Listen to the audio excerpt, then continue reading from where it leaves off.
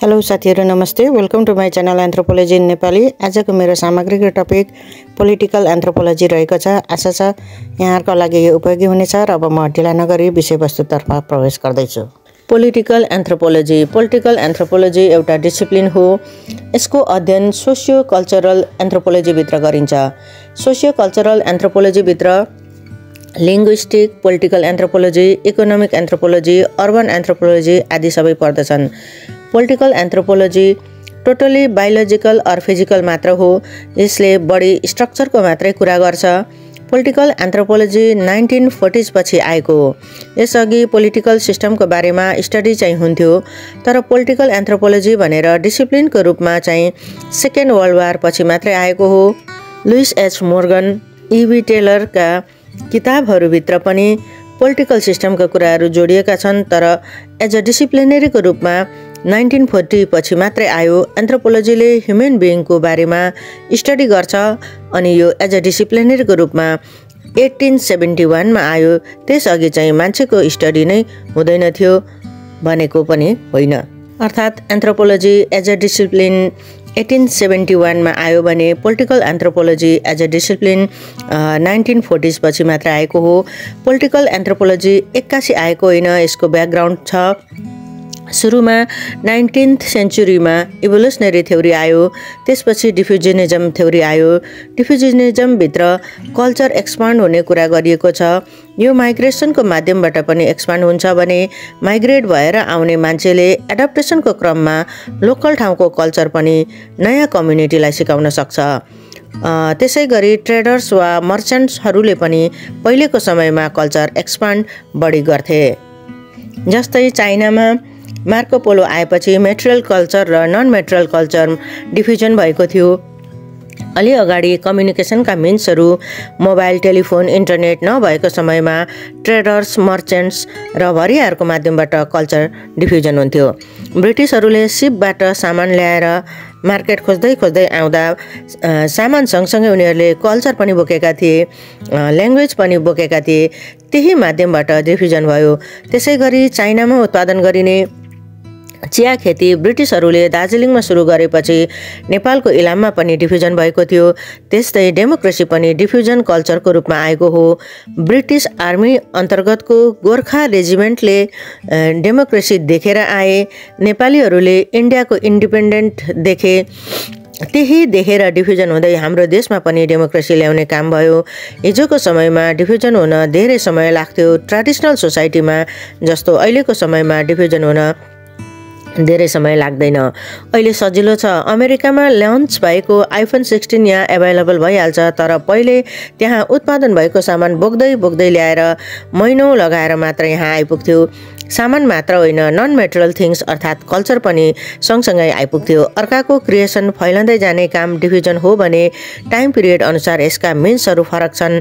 Traditional सोसाइटीमा adapt पनि ढिलो हुन्थ्यो। त्यसपछि फङ्सनल थ्योरी आयो, त्यसपछि न्यू इभोल्युसन थ्योरी आयो। स्ट्रक्चरलिजम र फङ्सनलिजमले स्ट्रक्चर इम्पोर्टेन्ट हो, त्यो स्ट्रक्चरभित्र पार्ट्सले नै काम गरे पनि त्यो काम सिस्टम बचाउनको लागि गर्छ, सिस्टम ब्रेक गर्नु हुँदैन भन्ने कुरा स्ट्रक्चरलिजमभित्र गरिन्छ भने फङ्सनलिजमभित्र सबै पार्ट्सले आफ्नो रोल प्ले गर्नुपर्छ भनेर फङ्सनलाई इम्पोर्टेन्स दिन्छ। फङ्सन्सलाई इम्पोर्टेन्स दिने काम पनि स्ट्रक्चर बचाउनको लागि नै गरिन्छ। स्ट्रक्चर ब्रेक भयो भने फङ्सन पनि ब्रेक हुन्छ। समाजमा किसानले किसानको काम, व्यापारीले व्यापारको काम, अन्य सङ्घ संस्थाले आफ्नो काम गर्ने कुरालाई जोड दिन्छ र तिनीहरूबीच इन्टरकनेक्सन हुन्छ अनि सिस्टम बाँच्छ। रेडक्लिफ ब्राउन लगायतका स्कलर्सहरू फङ्सनलिजमभित्र आउँछन्। सेकेन्ड वर्ल्ड वार पछि अमेरिकामा पोलिटिकल एन्थ्रोपोलोजी भन्ने कुरा डिसिप्लिनको रूपमा आउनुको कारण पोलिटिकल सिस्टममा ग्लोबली ड्रास्टिक चेन्ज आउनु हो। त्यो बेला पावर सिफ्टिङ भयो। 1945 पछाडि एक खालको पावर सिस्टमले ग्लोबल वर्ल्ड नै गाइड भइरहेको थियो। 1945 पछि पोलिटिकल एक्टिभिटिज अथवा पावरमा ड्रास्टिक चेन्ज भयो। कन्ट्रिजहरू डिभाइड हुन थाले। त्योभन्दा अगाडि US पावरफुल भएर पनि त्यस्तो धेरै प्रभावकारी थिएन। जापान आफै स्ट्रङ थियो, रसिया आफै स्ट्रङ थियो, तर सेकेन्ड वर्ल्ड वार पछि पावर फरक हुन थाल्यो अनि पोलिटिकल एन्थ्रोपोलोजीको कुरा यहाँबाट आयो। यस अन्तर्गत एकाडेमिकली गरिने रिसर्चहरूमा हेरिने कुराहरूको सिस्टमेटिकली फर्मेट जस्ता कुराहरू छन्। त्यसलाई हेर्ने, सिस्टमाइज गर्ने, एकाडेमिकल्ली गर्ने कुराहरू डिसिप्लिनरी भित्र पोलिटिकल एन्थ्रोपोलोजी आयो। पहिले सबै कुरालाई हेरिन्थ्यो अनि त्यसपछि पोलिटिकल कुरा पनि जोडिन्थ्यो। जस्तै एउटा कुनै समाजको स्टडी गर्दा त्यहाँ इकोलोजी पनि जोडिन्थ्यो, इकोनोमी पनि जोडिन्थ्यो, कल्चर पनि जोडिन्थ्यो र पोलिटिकल पनि जोडिन्थ्यो, तर यिनीहरू टच मात्रै भएर आउँथे। पोलिटिकल सिस्टम भनेर स्पेसिफिक थिएन, अर्थात् एन्थ्रोपोलोजीले स्टडी गर्दा एज अ होल गर्थ्यो। सबै सोसियो कल्चरल फर्म, त्यसको ब्याकग्राउन्ड, हिस्ट्री लगायतका एउटा कम्युनिटीको होल स्टडी गरिन्थ्यो। नेपालमा एकाडेमिकली पहिलोपटक 1981मा द शेर्पाज अफ नेपाल बुद्धिस्ट हाइल्यान्डर भन्ने पुस्तक हेमन्ड्रफले लेखेका थिए। त्यस स्टडीमा शेर्पाको ब्याकग्राउन्ड, खानपिन, लत्ता कपडा, कल्चर सबै डिटेलमा आयो। त्यसभित्र पोलिटिकल एक्टिभिटिज कसरी रन हुन्छ, कसले लिडरसिप गर्छ, चिफडम छ कि छैन, ट्राइबल हो कि ब्यान्ड हो कि के हो, यी सबै कुराहरू त्यसभित्र आयो। तर पोलिटिकल एन्थ्रोपोलोजीले विशेष गरी पोलिटिकल स्ट्रक्चरलाई स्टडी गर्छ, अरूलाई अलिक कम छुन्छ, पोलिटिकल कुरालाई मात्र फोकस गर्छ। त्यसो भन्दैमा अरू कुरालाई छोड्ने चाहिँ होइन, पोलिटिकल कुरालाई केले प्रभाव पारिरहेको छ भन्ने कुरा पनि हेर्छ। जस्तै पोलिटिक्स कल्चरबाट इन्फ्लुएन्स हुन सक्छ, कतिपय ठाउँमा पोलिटिकल सिस्टम धर्मबाट इन्फ्लुएन्स हुन्छ। त्यस्तो अवस्थामा पोलिटिकल सिस्टमको स्टडी गर्दा धर्म अटोमेटिकली जोडिन्छ। कानुन नियम सबै कुरा भएर पनि त्यहाँ धर्म जोडिन्छ अथवा नजोडिएको पनि हुन सक्छ, तर जे जोडिएको छ त्यो कुरा छोड्नु हुँदैन। कहिलेकाहीँ पोलिटिक्सलाई भाषाले प्रभाव पार्छ, जस्तै बङ्गलादेशमा भाषाको कुरा इम्पोर्टेन्ट भएर आउँछ। त्यस्तो अवस्थामा भाषाले पोलिटिक्सलाई कसरी असर पारेको छ भन्ने कुरा खोज्ने हो। पोलिटिकल एक्टिभिटिजलाई केले सपारेको छ वा केले बिगारेको छ, त्यो समाज केबाट गाइडेड छ, त्यसलाई केले इन्फ्लुएन्स गरेको छ भन्ने कुरा जोड्ने हो। अफ्रिका, युएसतिर स्किन कलरले पनि पोलिटिक्सलाई इन्फ्लुएन्स गरेको छ। अस्ट्रेलियामा 1970मा मात्रै व्हाइट कलर पोलिसी हटेको थियो। इभोल्युसन थ्योरीले कुनै पनि कल्चर कसरी इभल्भ हुन्छ भन्ने कुरालाई मात्रै हेऱ्यो, त्यसको क्रिटिक गर्दै कल्चर कसरी फैलन्छ भन्ने कुरा गरेन भन्दै डिभिजन थ्योरी आयो।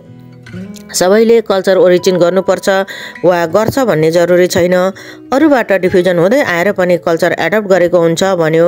डिफ्युजनले मात्रै होइन, कुनै पनि स्ट्रक्चरलाई बचाइराख्नका लागि फङ्सनको महत्त्वलाई केलाउँदै फङ्सनलिजम थ्योरी आयो। त्यसपछि कन्फ्लिक्ट थ्योरी आयो र एन्थ्रोपोलोजीभित्र पोलिटिकल पार्टलाई डिपली स्टडी गर्ने चाहिँ आएन। त्यसकारण 1940 पछाडि पावर सिफ्टिङ भयो। हिजोको power relation second world war पछि ब्रेक भयो। त्यसपछि एन्थ्रोपोलोजीभित्र पोलिटिकल एन्थ्रोपोलोजी भन्ने डिसिप्लिन आयो, जसले पोलिटिकल सिस्टमको बारेमा हेऱ्यो। हाम्रै डिसिप्लिनभित्रको अरू थ्योरीले पोलिटिकल पार्टलाई एड्रेस गर्न सकेन। अर्को छुट्टै डिसिप्लिन सब फिल्ड चाहिने रहेछ भनेर एन्थ्रोपोलोजी आयो। हवस् त साथीहरू, आजलाई यति नै। आजको भिडियो यहाँलाई कस्तो लाग्यो लाइक, कमेन्ट, सेयर गर्न नबिर्सिनुहोला र यस्तै भिडियोहरू राखेको जानकारी पाउनको लागि यहाँहरूले मेरो च्यानललाई सब्सक्राइब गरेर छेउमा राखेको बेल आइकन थिचिदिनुहोला। यहाँहरूको समय शुभ रहोस्। धन्यवाद।